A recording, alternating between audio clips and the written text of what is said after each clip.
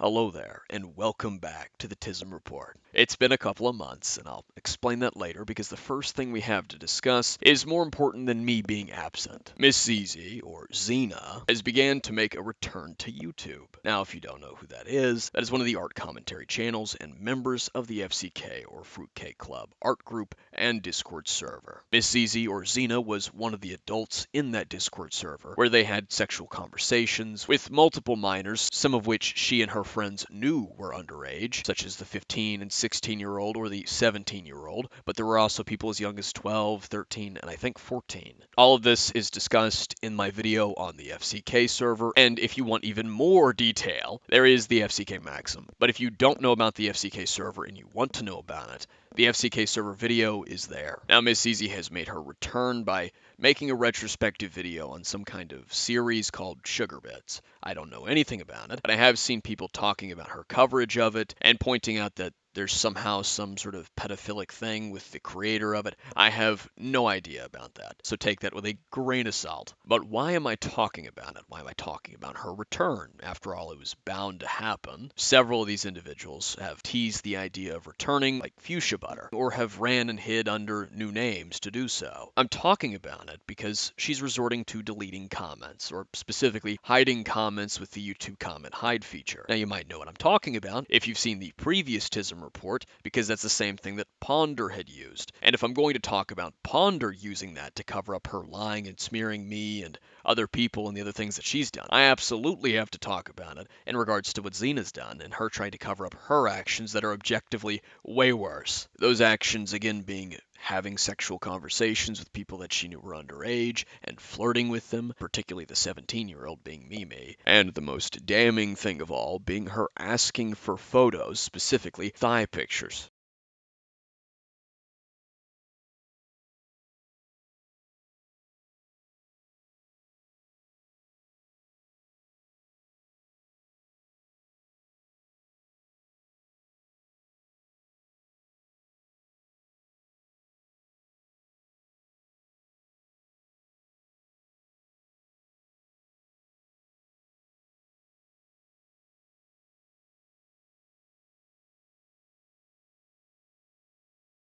That was the recording Renmankins recently uploaded to bring awareness to Miss ZZ's return. I believe it was taken a year ago or so during their time being FCK Lakes, but nonetheless, that is the problem. And obviously, people noticed that Miss ZZ is making a return and began commenting about the FCK and this particular incident in the FCK server, only for their comments to start disappearing. Yin the Yan has commented, and that comment has disappeared, and it appears that the word thigh is filtered out in the comment section. Several other people have had their comments disappearing as well. Now, I don't know if all the comments I'm showing you have disappeared, but several of them have. You see, it's one thing to want to ignore everything and just go on after you've addressed it. And this is from someone who thought it was a hoot and a holler when I was deleting comments very briefly years ago. She and her friends had quite a fun time with that, but now all of a sudden it's okay for her to delete comments when the things that she objectively did are being brought up? Well, that's very convenient. And I want to be very clear on this. I am not talking about this to request you guys go and comment. I'm not talking about this to request that you guys, go harass her, because I know that this will be spun as me calling for a harassment campaign, but that's not what I'm doing. I'm not talking about this for you to go and report her or mass report the video. I don't think any of that's going to help. I'm talking about it because she's trying to hide it. It's one thing for her to no longer address it anymore and refuse to answer any of my questions. It's another thing for her to delete people's comments, especially as someone who used to be against and make fun of other people for that. But now that's okay. And I also want to address those who have defended her both privately and occasionally in the comments, trying to downplay it. And they've used a couple of arguments that I've seen over the few months, and one of which is that the request for thigh photos isn't specifically sexual, but you have to consider the context surrounding everything. She had been conversing with these people for a couple of months by that point. She had been showing them porn with her friends, the others of which were requesting them to draw porn. And then on top of that, after the thigh photo request was made, later on, while talking with me, who she knew was 16, she told me that she was into thighs, that was like her fetish, that was what she was into. So she requested images of something that she is sexually attracted to from people that she knew were underage. So using the argument of a technicality, that it's technically not sexual, doesn't work because the very thing she requested photos of, despite her insisting that it wasn't sexual, that she wasn't horny or whatever at the time, she later admitted that was the thing that she was sexually attracted to. Just a bit of an oops. And then there's the argument that, well, Mimi was 17. ZZ wasn't that much older than her. And to address that and put that into perspective, firstly, the request was open-handed into the server. A server that consisted of, again, 12, 13, I think 14, 15, and 16. So that doesn't quite work. Secondly, even if we pretend that it was just to Mimi, and focus just on Mimi and ZZ. I was 16, I was 1 year younger than Mimi, and ZZ was calling me a child. She and her friends were constantly bringing up my age and using it against me to try and dismiss what I was saying or belittle me and mock me. But 1 year difference is enough for her to flirt with and request photos from? Really? I'm not trying to pretend that these people are the worst in the world, but that's your best defense. That's the best defense you have. That's the best defense I've seen so far. And it's still bad. And if it isn't that bad, if people that defend her insist that it isn't so bad, if it's really not that big of a deal, okay, why is she trying to hide it? Doesn't seem like she believes that herself. If it's not such a big deal, why has she barely spoken about it? She gave Yin a very short kind of nothing burger interview. I mean, it gave some perspective, but not a whole lot. She's sort of answered some of my questions, but also insisted that she couldn't answer any others. She didn't want to touch on those whatsoever. While giving me an apology was nice, that is not the elephant that's in the room. So that went nowhere. Her own Twitter thread is pretty vague and leaves out the most damning things. So it's not really a shock that most of the people in the comments don't seem to be aware of it. And given that she's deleting comments, that seems to be intentional. It's one thing for her to go on about her life. I'm not saying she can't go on about her life.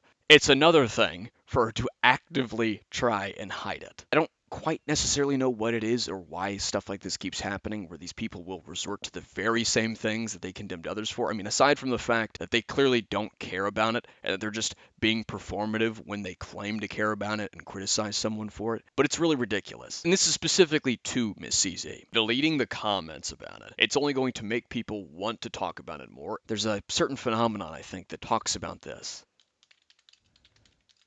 It's called the Streisand effect, and it describes a situation where, in an attempt to hide, remove, or censor information, results in the unintended consequence of the effort, instead increasing public awareness of the information. You using YouTube's hide comment feature to shadow ban people shows that you're trying to prevent people from even knowing that you're hiding it. And on the off chance that this is like channel managers of hers doing this or admins doing this for her and not her, because people have used that excuse before, you're just making a poor reflection on her. Just because you like her, or in general just because you like someone, try and cover things up that they did. That's just you getting involved and making it worse for that person that you seem to like or care about. Why involve yourself if this is someone else doing it? For example, if I have a friend of mine that did something wrong and I actively try and cover it up, I know in full what it is and I cover it up knowing that they did it so that other people don't find out, that is still dishonest of me. I am in no way trying to demand or argue that you shouldn't even make videos. If you want to make videos, but be aware that people are going to keep bringing it up. Hell, I had to deal with people bringing up all kinds of things that I never even did for years on end. I still do as of this year. Something that you yourself, CZ, caused with you and your friends. Yet you want to delete comments because they're bringing up what you objectively did.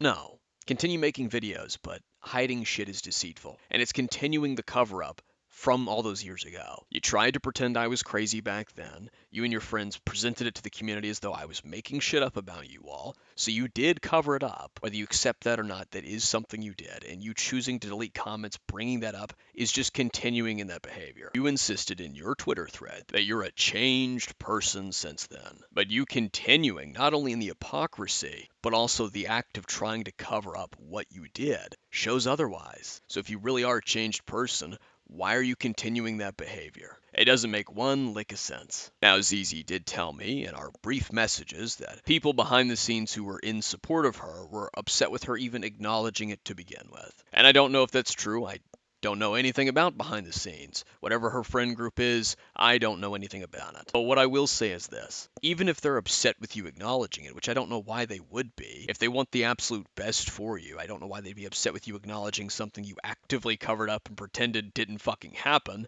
So either they don't hold your best in regard, they don't really care for you, they just care what you represent, which means that they're parasites trying to climb through social means, or maybe she made it up. I don't know.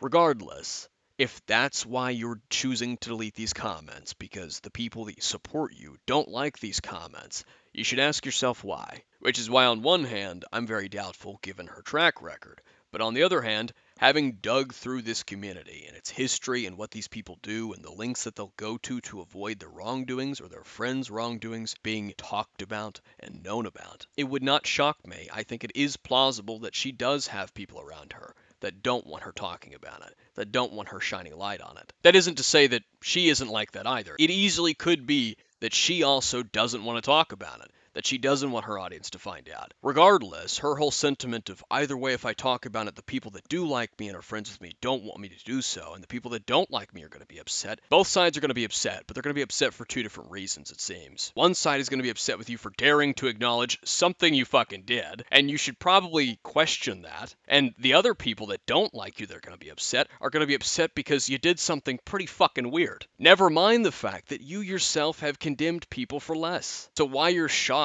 that this is going to be something people talk about, no matter what you choose to do. If you choose to try and hunker down and shut your comments down or continue to remove comments, people are going to talk about it. If you ignore it, people are going to talk about it. And if you think you've been falsely accused in some way, as your statements to me suggested, elaborate on that. Provide evidence. Bring the evidence to the table. Otherwise, it's going to be just this standstill where people are going to want you to actually talk about it. Your statement on Twitter didn't even really acknowledge the full extent of it. You just said that you were occasionally sexual with the 17-year-old. You didn't bring up the whole asking for thigh pictures and that you later confessed to that being your fetish, your kink, or whatever. If you want to be a different person, as you said yourself, okay, I don't like to get sappy and all that, but if you really want to be a different person, if you really insist you're a different person from back then, don't participate in the same habits from back then. You are digging the hole deeper. And if that's what you want to do, that's what you want to do.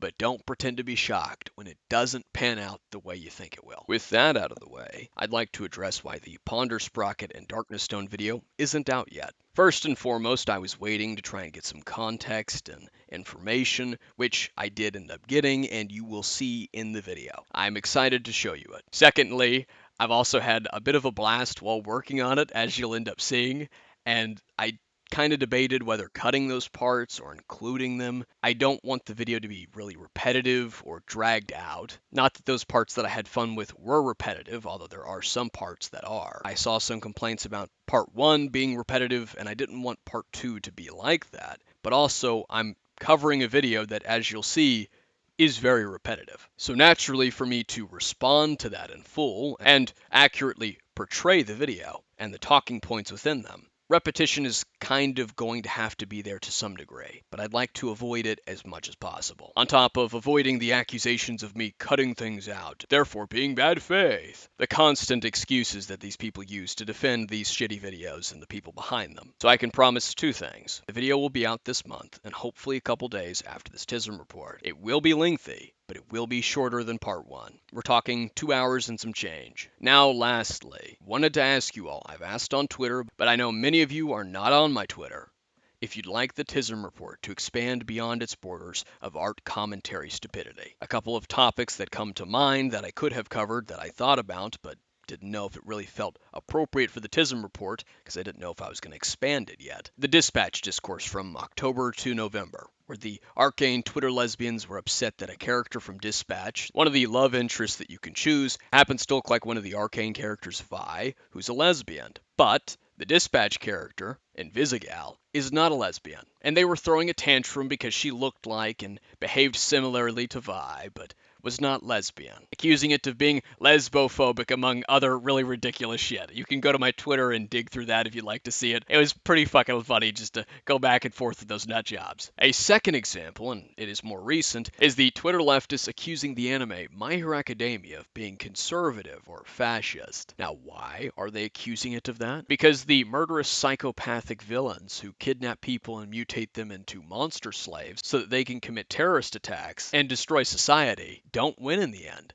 They end up losing. I wish I was kidding. I wish I was exaggerating here, but that's what it boils down to every time you engage with these people. They have a problem with it because the resistance movement that's framed as a solution doesn't end up winning in the end. In fact, I've noticed a trend here with leftists and BreadTube in particular. For starters, they're wannabe iconoclasts that are obsessed with the status quo and destruction or deconstruction. And secondly, when they accuse a story or media of being fascist, right-wing, or conservative, the story is almost always a cautionary tale about bad resistance movements, about resistance movements claiming to be for the good while being horribly bad. What are the odds people that believe in horrible bad ideologies that LARP as a resistance movement just so happen to accuse every cautionary tale that warns about people exactly like them being their enemy? It's a bit of an interesting habit I keep seeing. And several of them I've come across are flat out communists and Marxists. And if they're not self identifying Marxists and communists,